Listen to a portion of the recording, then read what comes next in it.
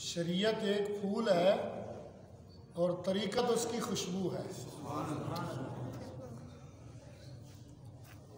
جن دوستوں نے طریقت کو اختیار کیا ہے اور شریعت پر بھی عمل کرتے ہیں اور طریقت پر بھی عمل کرتے ہیں تو وہ اللہ کے ولی ہیں۔ آج کچھ ایسے لوگ ہیں جو طریقت تو اختیار کرتے ہیں مگر شریعت کے تارک ہیں،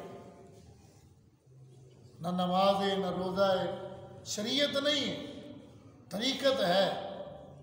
تو آپ ایسی طریقت کوئی فائدہ نہیں دے گی جب تک شریعت نہ ہو۔ تو شریعت بھی ضروری ہے، پہلی منزل ہی شریعت کی ہے، شریعت کے بعد ہے طریقت، یعنی کہ حضور سیدی غوث العظم رضی اللہ تعالیٰ جن کے ہم یہ ماہانہ 11ویں شریف کرتے ہیں، ان کی یاد میں بیٹھتے ہیں۔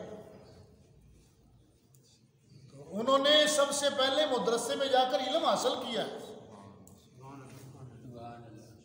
والدہ سے اجازت لی اور باقاعدہ جا کے آپ نے درس جو علوم تھے وہ حاصل فرمائے ہیں۔ قرآن کریم، تفاسیر، احادیث، جتنے بھی علوم ہیں وہ تمام علوم حاصل فرمائے ہیں۔ اس کے بعد پھر آپ نے طریقت کو حاصل فرمایا ہے۔ اس لیے ابھی تو ہماری پہلی جو منزل ہے نا، پہلی وہی پوری نہیں ہے۔ تو یہ تھوڑا سا مشکل کام ہے شریعت کا اور طریقت کا، اتنا زیادہ نہیں مشکل ہے، بس اپنے اندر کو سنبھالنا ہے۔ بھئی یہ کام کرنا ہے تو کرنا ہے، بس ایک نماز ہی ہے، کوئی مشکل تو نہیں ہے۔ میں نے کئی میرے نئے دوست ہیں، کئی میرے ماشاءاللہ باقاعدہ نماز پڑھ رہے ہیں، کیا ہے کہ بس ایک اندر سے آواز آئی ہے کہ یار بس نماز کو ضرور ادا فرما۔ مشکل کام نہیں ہے کسی طرح بھی، انسان کے آگے تو کوئی مشکل کام ہے ہی نہیں ہے، بالکل۔ اللہ نے اس کے اندر اتنی قوت عطا فرمائی ہے، اس کے اندر اتنی قوت ہے، پوشیدہ طاقت اس کے اندر ہے، یہ تو ستاروں تک بھی جا سکتا ہے، اور چاند سورج کیا یہ تو عرش کو بھی کراس کر کے جا سکتا ہے، اس کو اڑنا بھی آتا ہے۔ اور سب سے زیادہ پاور دیکھو انسان کے اندر کتنی ہے، کوئی کال اتنی جلدی نہیں جاتی جتنی انسان کے اندر جو سوچ کی کال ہے۔ یہاں سے ماشاءاللہ جن دوستوں نے عمرہ شریف کیا ہے وہ تھوڑا سا غور کریں، جب نام لیا جائے گا اللہ کے گھر کا، ابھی سوچا ہی ہوگا یہ پہنچا ہولے پودر پہلے ہوگا۔ وہ کون سی قوت ہے بھائی؟ ہمارے یہ بزرگ کویت میں رہ کے آئے، ہم تو جانتے نہیں کتنا سفر ہے، کدھر ہے، کیا ہے۔ اب جو ادھر بزرگ رہ کے آئے ان سے پوچھو، فوراً سوچیں گے اور اسی وقت ادھر بیٹھے ہوں گے۔ کیا ہے وہ ایک اندر پوشیدہ طاقت ہے ہمارے اندر، بس اس طاقت کو ہم نے استعمال کرنا ہے۔ کیسے کرنا ہے بزرگان دین وہی تو بتاتے ہیں۔ ہمارا ماننا یہ پروگرام کرنے کا مقصد یہ ہوتا ہے کہ ہمیں بزرگان دین کے رستے پر چلنا آ جائے، اور وہ کیسے آئے گا؟ یہ بھائی یہ تو سودا کرنا پڑے گا، تن من دھن کا سودا کرنا پڑے گا، سب کچھ قربان۔ ایک واقعہ مجھے یاد آ رہا ہے، حضور نظام الدین محبوب الہی رضی اللہ تعالیٰ عنہ کا بہت پیارا واقعہ ہے، جلدی تو نہیں آپ لوگوں کو؟ دل اور زبان ایک رکھنا، جب دل اور زبان کا کنیکشن ایک ہو جائے گا یقیناً تو اس وقت بات بن جائے گی۔ ہمارا زیادہ پریشانی ہمیں ہے ہی یہ ہے کہ ہمارا دل کچھ کہتا ہے، زبان کچھ کہتی ہے۔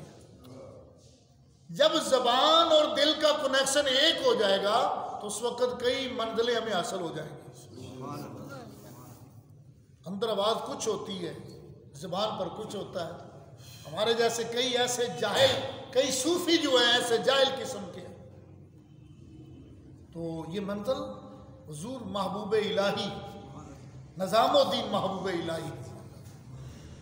ایک سید نے بات سنی کہ دلی میں ایک نظام الدین ہے، محبوب الہی ہے، وہ بڑا سخی ہے، اتنا سخی ہے کہ روزانہ جو ان کا لنگر بنتا تھا اس لنگر میں منوں کے حساب سے نمک ڈالا جاتا تھا. جو روزانہ کھانا بنتا تھا، لنگر بنتا تھا، اس لنگر کے اندر منوں کے حساب سے نمک ڈالا جاتا تھا. اندازہ لگائیں آپ میں جو لنگر بنتا تھا وہ کتنا ہوتا تھا. کتنا لنگر. تو ایک سید صاحب نے سنا ان کی جوان 3 بیٹیاں تھیں کہ چلو یار نظام الدین کے پاس جاتے ہیں تو ان سے کہیں گے کہ میرا یہ مسئلہ حل کرو.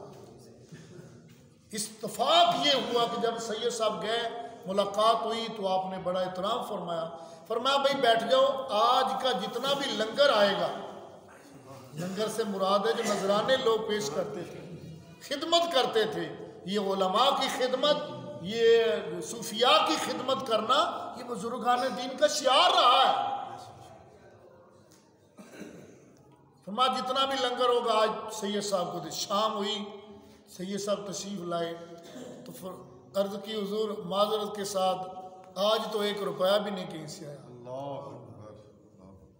1 روپیہ بھی نہیں آیا. دوسرا دن یوں ہی گزرا، تیسرا دن یوں ہی گزر گیا. سید صاحب نے کہا اگر کوئی چیز دینی نہیں ہے تو کسی کو اتنا پریشان نہیں کرنا چاہیے. آپ نے فرمایا چلو ایسا کرتے ہیں، تم یوں خالی نہ جاؤ، یہ میرے جوتے ہیں، یہ میری کھڑائیں ہیں، جوتے ہیں، یہ لے جاؤ اور کہیں بیچ دینا تم جا کے تو تمہارا کام ہو جائے گا. یہ میرے جوتے بیچ دینا، تمہارا کام ہو جائے گا. اللہ والوں کی نظر سبحان اللہ، وہ کچھ اور دیکھتے ہیں، ہم کچھ اور دیکھتے ہیں. وہ کچھ اور سوچتے ہیں، ہم کچھ اور سوچتے ہیں. وہ ادھر سے نکلے، رستے میں ایک صحرا تھی، وہیں پہ ان کو قیام کرنا پڑا. تو اتفاق یہ ہوا کہ نظام الدین محبوب الہی کا جو مرید تھا حضرت امیر خسرو رضی اللہ عنہ،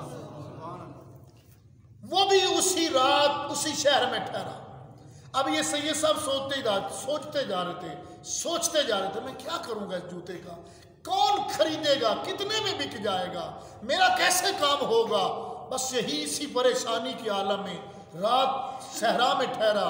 ادھر امیر خسرو آئے، جب شہر میں داخل ہوتے ہیں، اسی محلے میں آتے ہیں تو لوگوں سے پوچھتے ہیں یار ادھر تو میرے پیر کی خوشبو آ رہی ہے، سبحان اللہ، تلاش کرو میرے پیر کی خوشبو آ رہی ہے.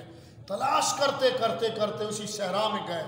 جب صحرا میں گئے تو پوچھا کہ یار ادھر کوئی ایسا بندہ تو نہیں آیا جو نظام الدین محبوب الہی سے مل کے آیا ہو، محبوب الہی سے ملاقات کر کے آپ کوئی ایسا بندہ تو نہیں ہے.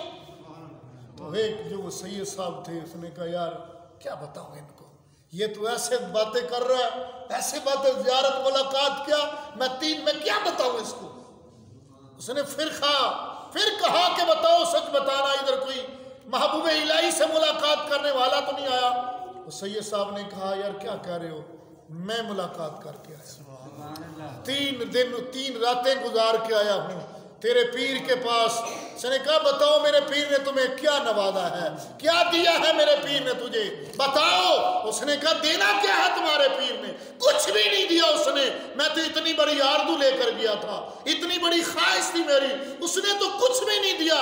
بتا یہ نہیں ہو سکتا. فرمایا نہیں میرے پیر کے در پہ جاؤ اور خالی موڑ دے، یہ ہو ہی نہیں سکتا، کچھ تو دیا ہوگا. اس نے کہا دی ہیں یہ جوتے اپنے دیے. جو ہوئے محبوب الہی نے سنا، وجد میں آ گیا. فرمایا یہ جوتے مجھے دے دو، جوتے مجھے دے دو، ابھی دے دو. 70 اونٹ تھے جو سامان کے بھرے ہوئے تھے، 70 اونٹ تھے. فرمایا معذرت کے ساتھ میرے پاس اس دفعہ مال کم ہے، یہ جوتے مجھے دے دو، یہ 70 اونٹ تم لے کر چلو. مال کے لدے سامان سے بھرے ہوئے ہیں، 70 اونٹ ہیں، لے جاؤ. میرے پیر کے جوتے مجھے دے دو، جوتے مجھے دے دو. اس نے کہا مذاق نہ کرو. فرمایا پیروں کے درویش مذاق نہیں کرتے، یہ تمہارے ہیں لے جاؤ۔ اس نے کہا مجھے رستے میں کوئی لوٹ لے گا، میں کیسے لے کر جاؤں گا؟ فرمایا جتنے غلام ہیں یہ بھی تمہارے ہیں، یہ بھی ساتھ ہی لے جاؤ۔ مختصر یہ ہے کہ جب محبوب الہی کی بارگاہ میں حاضر ہوئے، امیر خسرو نے اپنے وہ جوتے لیے، ایسے اوپر دستار کو باندھ لیا، دستار کو باندھ لیا، پیر کے جوتے لیے، اور وہ جوتے کوئی عام جوتے نہیں تھے۔ خیر جب حاضر ہوتے ہیں تو محبوب الہی نے دیکھا، ایسے مسکرا کے فرمایا نظام الدین امیر خسرو آج سودا بڑا سستا لب گیا تینوں، آج سودا بڑا سستا لب گیا ہے۔ امیر خسرو دے جملے سنو ذرا، یہ منزلہ ایویں نہیں حل ہوندیاں جی، پہلے تو لبنا بڑا مشکل ہے، کوئی لب جاوے تو پھر کمال درجے تے پہنچا دیندے نے۔ فرمایا خسرو آج سودا بڑا سستا کر لیا، عرض کیتی حضور انہاں دے بدلے اگر جنت بھی دینی پیندی تو میں وہ بھی دینا تھا جتنی کڑاواں لا دینا۔ تو یہ وہ امیر خسرو ہیں۔ نظام الدین محبوب آخری بات، بس 2 منٹ کی میں اجازت چاہوں گا، بس میرے دل نے کہا کہ کچھ عرض کر دوں۔ تو محبوب الہی فرماتے ہیں جب محشر کا دن ہوگا تو اللہ پوچھے گا بتاؤ کیا کرتے رہے، کیا کرتے رہو؟ کوئی کہے گا میں نے بلڈنگ بنائی، کار بنائی، میں نے کوٹھی بنائی، میں نے مکان بنائے۔ خسرو فرماتے ہیں جب اللہ مجھ سے پوچھے گا بتاؤ نظام الدین محبوب الہی کیا کرتے رہے ہو، تو آپ فرماتے میں خسرو کا ہاتھ پکڑ کے اللہ کی بارگاہ میں جاؤں گا اور عرض کروں گا یا اللہ کوئی کچھ بناتا رہا، کوئی مکان محل بناتا رہا، میں تو خسرو جیسے انسان بناتا رہا۔ خسرو جیسے انسان، اصل ہم انسان تو ہیں، انسان بڑھنا بڑا مشکل ہے، اس رستے پہ چلنا بڑا مشکل ہے۔ بس اتنے تو جے کوئی سٹے گودڑ کوڑا تے اس نو جی جی کئیے ہو، جے کوئی دیوے گالا مینے ہاں تے یار دی پارو سیے ہو۔ تو یہی ہے کہ جی جی تو جی تے کوئی گال ہی کوئی نہیں بھائیا۔ اللہ کریم ہم سب کو، یہ ماہانہ ہمارا پروگرام ہوتا ہے تو مقصد یہی ہے کہ ان بزرگان دین کا جو روحانی فیض ہے وہ اللہ ہماری شامل حال فرمائے۔ اللہ کریم آپ لوگوں کی محبت، آپ لوگوں کا بیٹھنا قبول فرما لے۔ وآخر دعوان الحمدللہ رب